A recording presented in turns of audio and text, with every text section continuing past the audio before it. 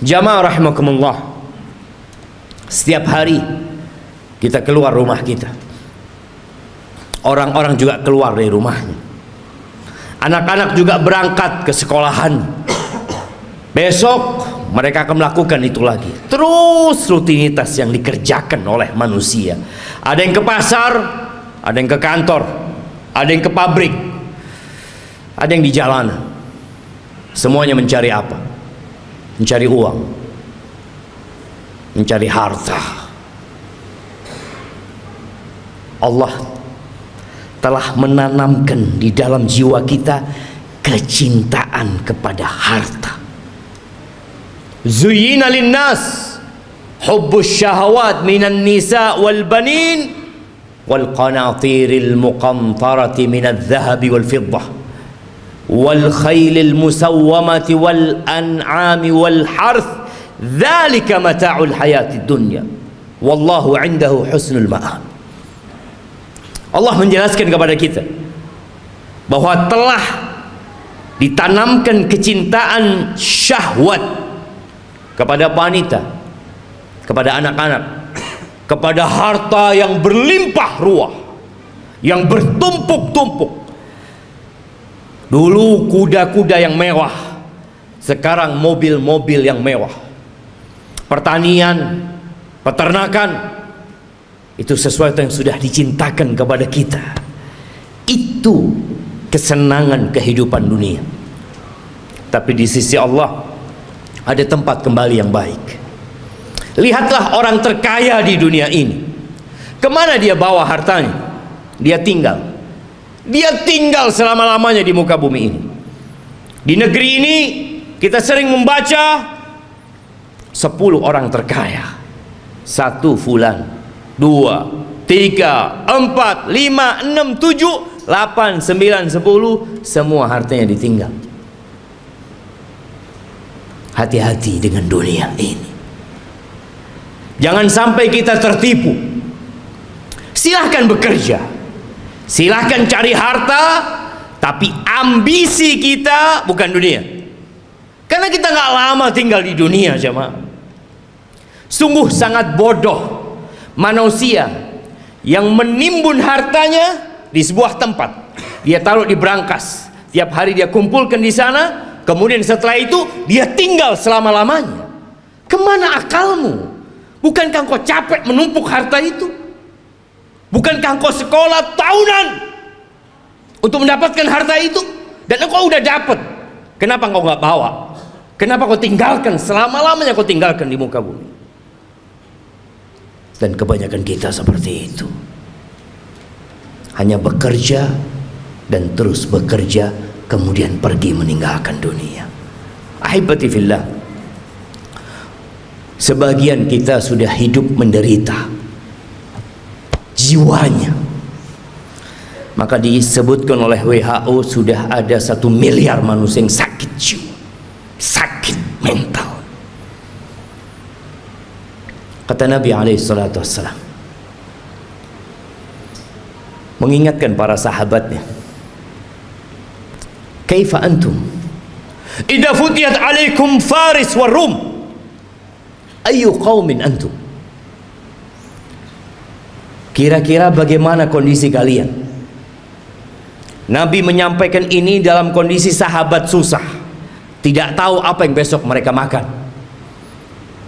Dalam kondisi sebagian sahabat ketika berangkat perang, sehari hanya makan 1 butir kurma.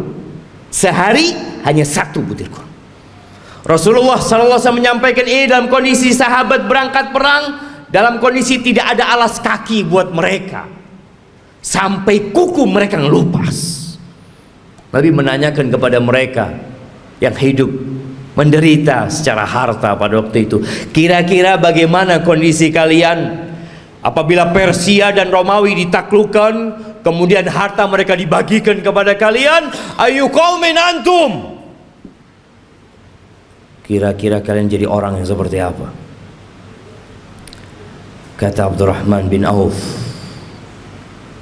nakun kama qala Allah atau kama yaqul Allah. Kita akan menjadi manusia seperti yang Allah inginkan. yang Allah perintahkan. Kata Nabi SAW, awa ghaira dhalik, mungkin nggak seperti itu, kata Nabi SAW. Jamaah, kita pernah susah secara ekonomi. Ingat dulu mungkin ketika motor kita motor bekas. Ingat dulu ketika kita sebagian belum menikah, nggak punya apa-apa. Kemudian terus bertingkat kondisi ekonomi kita. Semakin membaik, dan terus Allah kasih lagi kepada kita.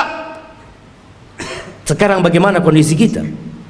Abdurrahman bin Auf mengatakan kita akan menjadi orang seperti yang diinginkan oleh Allah dan Rasulnya. Tapi kata Nabi SAW, mungkin nggak seperti itu kalian. Apa yang akan terjadi? Tatanafasun. Yang pertama, kalian akan bersaing. Udah punya harta banyak, yang seharusnya hidup tenang, sakit jiwa. Terus dia bersaing. Motornya kepingin lebih baik dari motor orang lain, handphonenya kepingin lebih baik dari orang lain, hartanya kepingin lebih banyak dari orang lain, rumahnya kepingin lebih bagus dari yang lainnya. Terus didorong oleh penyakit. Tatanafasun. Itu yang akan terjadi. Oke. Bersaing boleh kan, selama kita tidak menzalimi orang lain.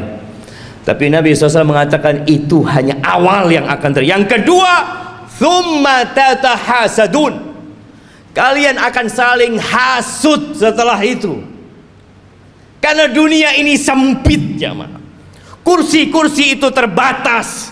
Kalau sudah ada yang duduk di sana, yang lain nggak bisa duduk di situ. Dia harus turunkan dia. Dia harus menggantikan posisi itu. Kalian akan saling hasud. Kita lihat orang-orang yang di pasar, bagaimana kondisi jiwa mereka, yang mungkin tampak sehat-sehat menurut kita, tapi sakit jiwanya. Nabi menyampaikan kalian akan saling iri, kalian akan saling hasud. Nggak suka orang lain lebih baik dari dia daripada sisi, nggak suka dia.